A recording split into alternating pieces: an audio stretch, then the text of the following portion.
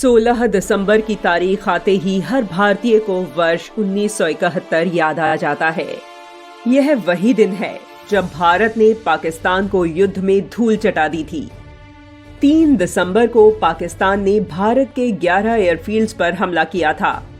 युद्ध भले ही पाकिस्तान ने शुरू किया, लेकिन इसका अंत भारत ने किया।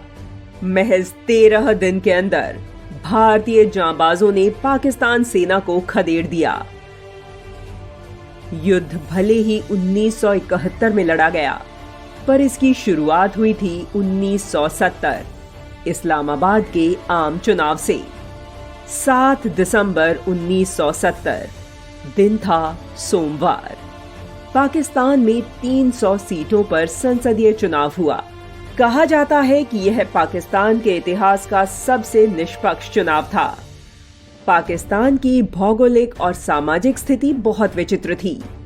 पाकिस्तान के 2 हिस्से थे, पूर्वी पाकिस्तान और पश्चिमी पाकिस्तान। दोनों के बीच करीब 1500 किलोमीटर की दूरी थी।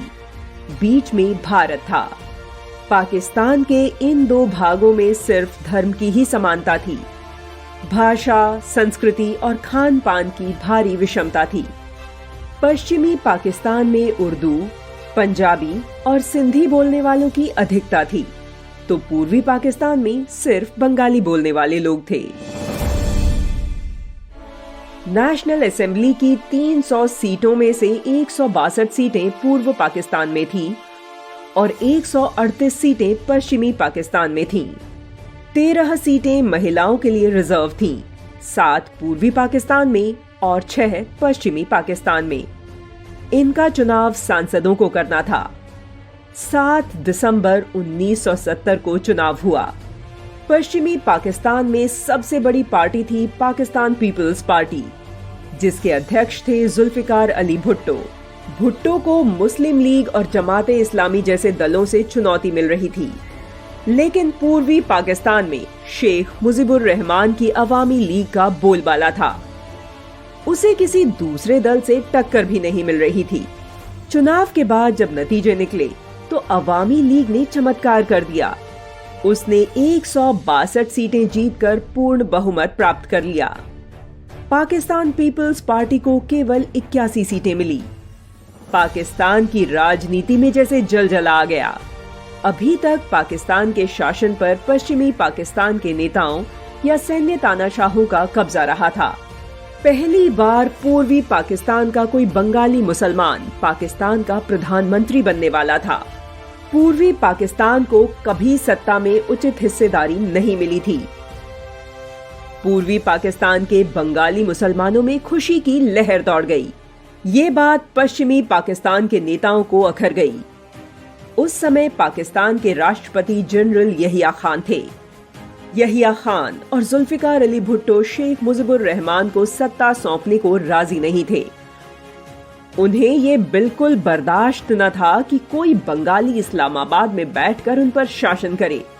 उनके इशारों पर शेख मुजीबुर रहमान को प्रधानमंत्री बनाने में अड़चन डाली जाने लगी, तो पूर्वी पाकिस्तान में इसका विरोध होने लगा।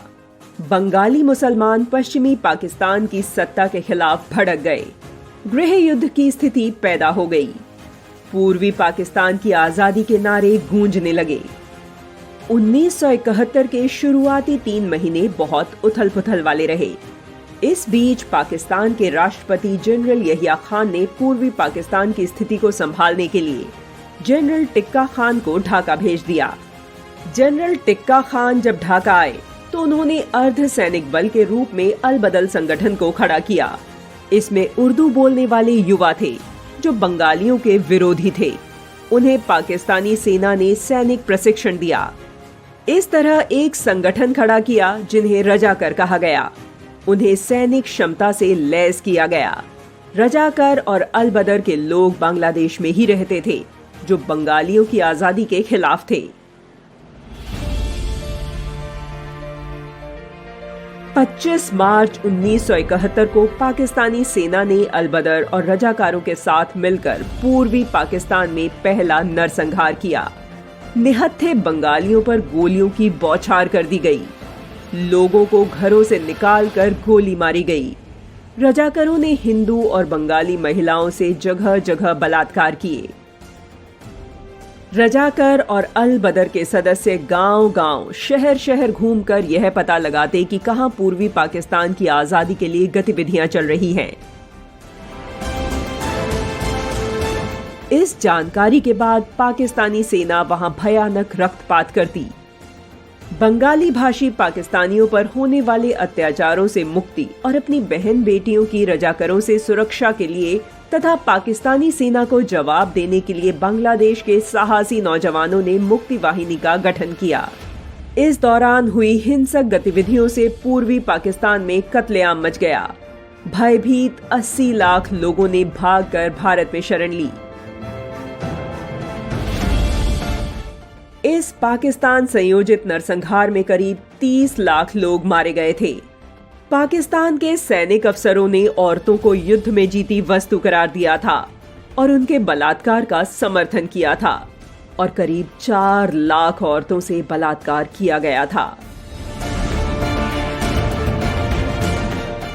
ढाका के एक पुनर्वास केंद्र के डॉक्टर ने 1972 में बताया था कि युद्ध में बलात्कार की शिकार 1,70,000 महिलाएं गर्भवती हो गई थी, जिनका गर्भपात कराया गया था। बलात्कार पीड़ित 30,000 महिलाओं ने बच्चों को जन्म दिया था। पूर्वी पाकिस्तान की आजादी की लड़ाई 16 दिसंबर तक चली। इस दौरान भारत ने करीब 1 लाख युद्ध के कैदी पकड़े और बांग्लादेश को पाकिस्तानी फौज के अत्याचारों से मुक्त कराकर आजाद करा दिया।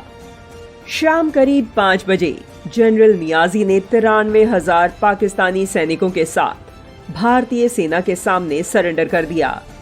उन्होंने लेफ्टिनेंट जनरल जगजीत सिंह अरोड़ा के सामने अपने बिल्ले उतार दिए और रिवॉल्वर भी रख दी और आत्मसमर्पण दस्तावेज पर हस्ताक्षर किए। द्वितीय विश्व युद्ध के बाद यह सबसे बड़ा युद्ध सरेंडर था। भारतीय सेना के शौर्य को प्रकट करते हुए प्रत्येक वर्ष 16 दिसंबर का दिन विजय दिवस के रूप में मनाया जाता है।